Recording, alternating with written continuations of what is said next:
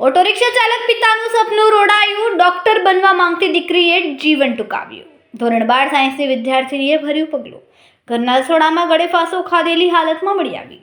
મળસ્કેના 5 વાગે પિતા ઊંઘમાંથી ઉઠ્યા હતા ત્યારે દીકરી ફાંસો ખાધેલી હાલતમાં મળી આવતા પિતાના પગ તળેથી જમીન સરકી પડી. પિતા તાત્કાલિક સારવાર અર્થે નવી સિવિલ હોસ્પિટલ લઈ આવ્યા. ફરજ પરના હાજર તબીબોએ વિદ્યાર્થીનીને મૃત જાહેર કરી. મૃતક તનુ ઓઝા ધોરણ 12 સાયન્સની વિદ્યાર્થીની હતી. ડિંડોરી મહાદેવનગર 2માં રહેતા મૂળ યુપીવાસી પરિવારની દીકરીએ ભર્યું અણધાર્યું પગલું. પિતા અજય ઓઝા વ્યવસાયે ઓટો રિક્ષા ચાલક.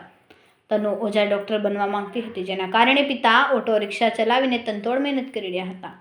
પેટે પાટા બાંધીને દીકરીને ભણાવતા પિતાનું અંતે સપનું રોડાયું. દીકરીના અણધાર્યા પગલાંને લઈને પિતા આઘાતમાં છે. આઘાતનું કારણ અકબંધ છે. વધુ તપાસ ડિંડોલી પોલીસે હાથ ધરી છે. का नाम? अजय ओझा। आपका रहने का कहाँ पे? यहाँ पे कहाँ पे? सूरत की? महादेव नगर 2 नवागांव डिंडोली सूरत। क्या घटना बनी थी? ऐसा तो नहीं, सुबह में सो के उठे सब नॉर्मल ही था। फिर सुबह में उठे तो देखे ऐसा प्रॉब्लम, जो भी प्रॉब्लम है माँ बाप को बताना, शेयर करना चाहिए बच्चे लोग को।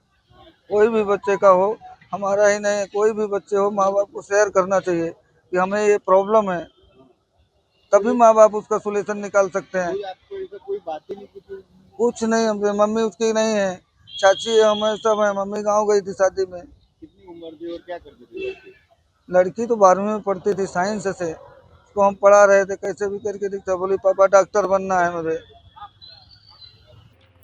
કેમેરામેન સેનિલ વિરાણી સાથે વિશાલ છેઠા, માનવ Prabha news, Surat.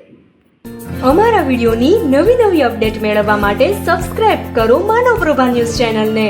Bell icon click કરો લેટેસ્ટ વિડિયો સૌથી પહેલા મેળવવા માટે.